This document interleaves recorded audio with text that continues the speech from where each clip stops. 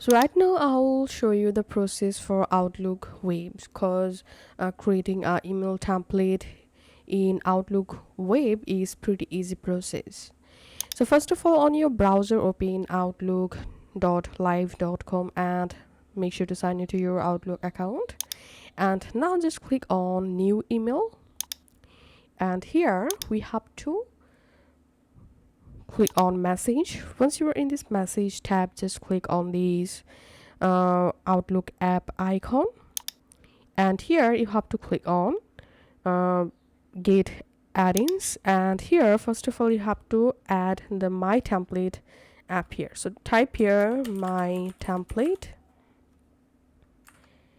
and here you will find my templates. Just click on that, and in this right hand menu my template will open. Now to create a new email template, just click on this plus icon.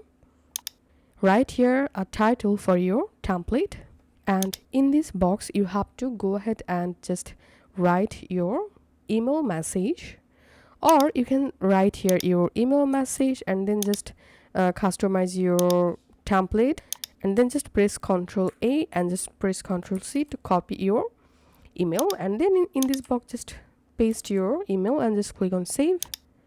And here, as you can see, I've successfully created a email template.